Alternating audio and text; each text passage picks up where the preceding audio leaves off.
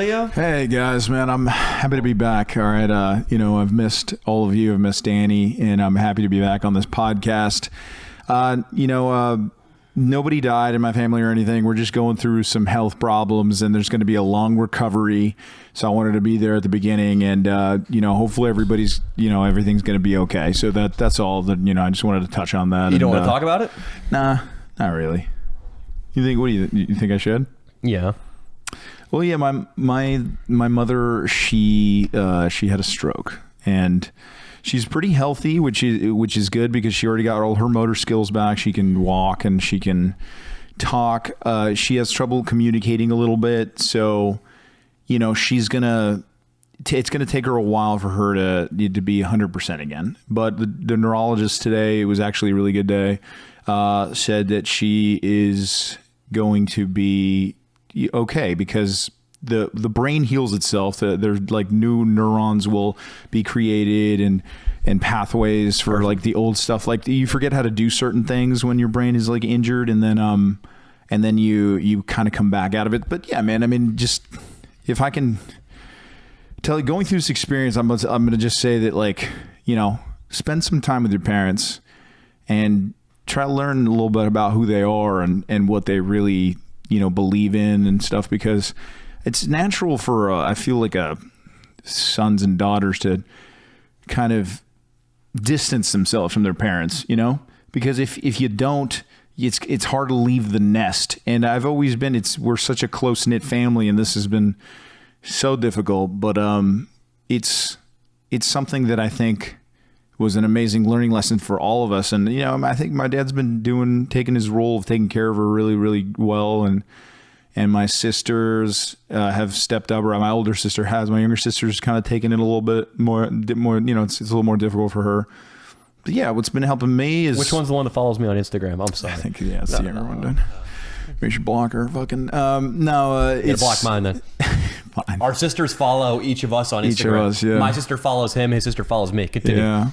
So, it's been so difficult, man. I cried my eyes out so much, but now, after that, I start you start kind of looking for the silver lining. And today was a really good day. I think there's going to be improvement, and she's, because of her good health, she had a high blood pressure for a long time and a regular heartbeat, which usually equals a stroke. If you don't take care of it, and she was against medication and all that because she's always been healthy. I mean, light exercise, but like very active and, great diet and stuff. And never had a health problem her entire life. And her aunts lived and her mother lived into her 90s. So it's like, you just never know, man. It's like, you got to hold on to the silver linings. And that's what I've been doing. I think it's just like a forced positive mindset every day. You wake up and you're like, it's not a nightmare. I just got to get through this day the best I can.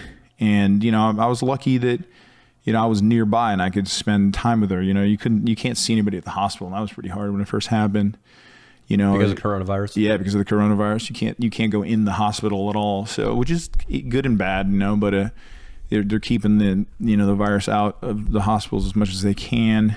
But yeah, I was just holding on. What helped me was a book on Taoism. It was just like kind of, you can't control anything. You just let it be.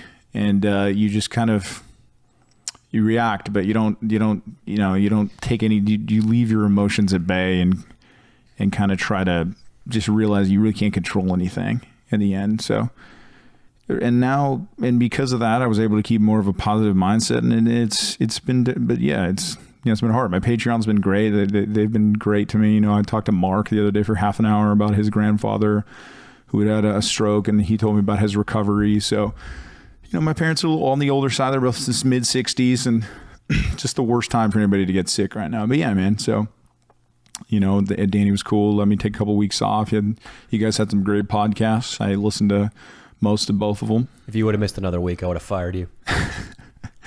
Yeah, I'm sure you would have, you fuck. But yeah, man, I would have Nico on it, and you wouldn't have been able to follow Nico. I don't know if you guys know. Yeah, seriously, fucking Nico he's a rock star. But yeah, man, I could say that, as much as you see Danny being an asshole to all these people as part of his channel to be a joke, but the guy's, he's pretty kind and very sincere man.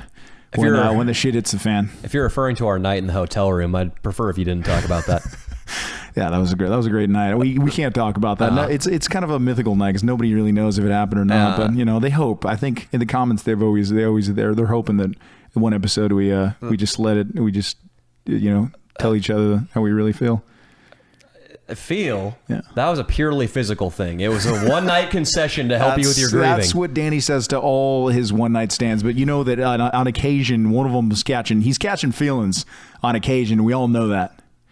But anyway, yeah, man, I'm fucking upset that I missed the talk. You had your first fight with your girlfriend, which I fucking missed. Yeah. I'm pissed. That was the first fight. That's true. Yeah.